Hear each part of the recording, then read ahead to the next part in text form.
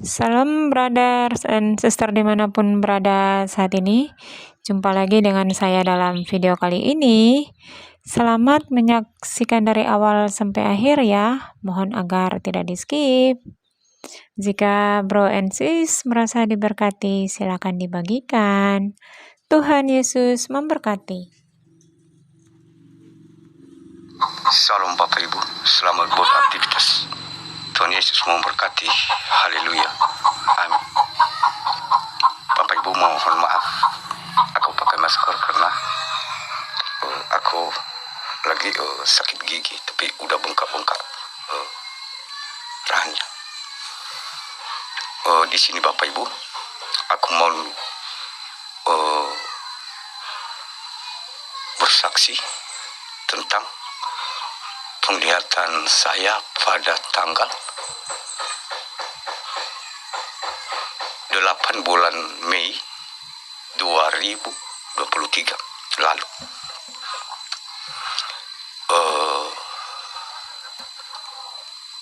Roh saya ini tiba-tiba dibawa di suatu tempat Bapak Ibu, dan tempat itu di atas gunung yang sangat tinggi sekali, dan di atas gunung itu ada dataran tapi tidak terlalu luas dan sudah dibersihkan. Dan di sekeliling gunung itu hutan lebat, dan di kaki gunung itu ada satu sungai yang mengelilingi kaki gunung tersebut. Dan aku mau turun dari gunung itu menelusuri sungai tersebut Bapak Ibu. Dan begitu aku sampai, ternyata sungai itu sudah ada orang yang membendungnya, tapi aku tidak tahu siapa. Dan aku melihat ke dalam air itu banyak sekali ikan-ikan yang melawan arus Bapak Ibu. Dan aku turun, dan kedalaman air itu setinggi leher Bapak Ibu. Dan aku melihat di situ ada sebuah bubuk. Jadi bubuk itu Bapak Ibu sesuatu perangkap ikan yang terbuat dari lidi, misalnya lidi kelapa, lidi aren, tapi palingan 1,5 meter panjangnya itu Bapak Ibu. Tapi lidi ini ada sekitar 20 meter, dan besarnya itu tertutup semua dari tepi sebelah kiri sampai tepi sebelah kanan. Begitu besarnya Bapak Ibu. Dan aku teringat tahun kemarin itu sering mempelai bilang bahwa ikan-ikan yang melawan arus itu adalah anak-anak Tuhan yang sudah bercahaya-cahaya, bahkan sudah memiliki materai ilahi. Dan begitu saya teringat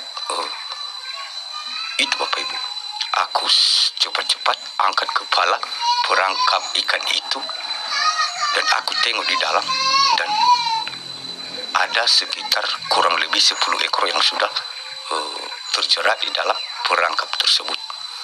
Dan aku cepat-cepat membuka ekor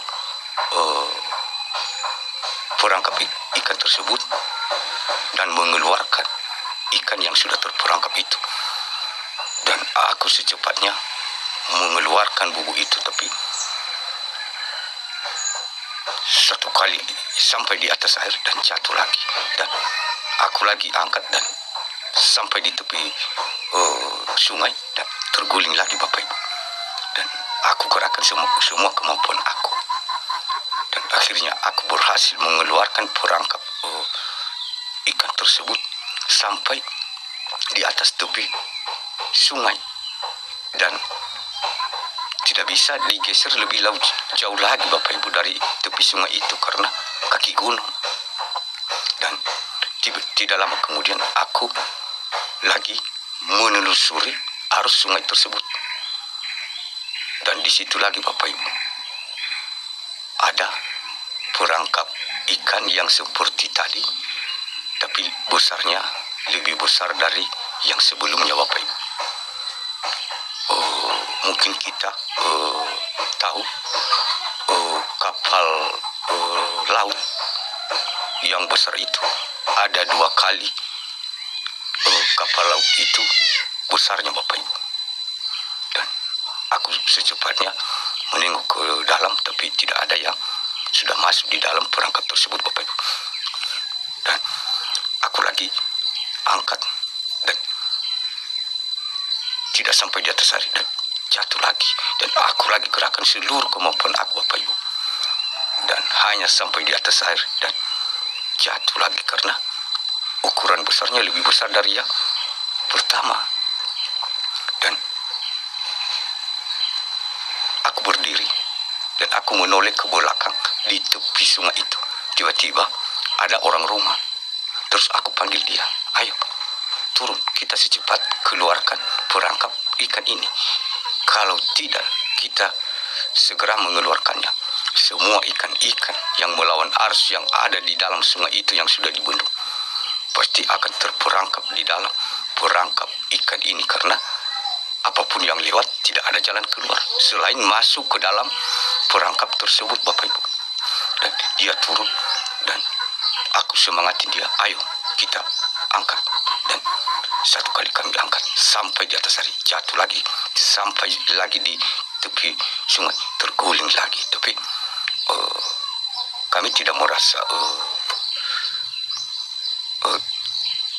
sakit atas timpahan bumbun tersebut karena ada air. Dan aku bilang ke orang rumah, ayo kita keluarkan semua kemampuan kita, semampu kita kali ini. Dan kami kerahkan semua Bapak Ibu kekuatan kami, dan akhirnya kami berhasil mengeluarkannya sampai di atas tepi sungai tersebut.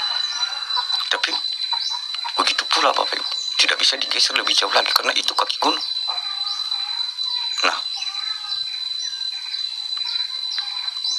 aku mau menelusuri balik ke belakang mengikuti arus untuk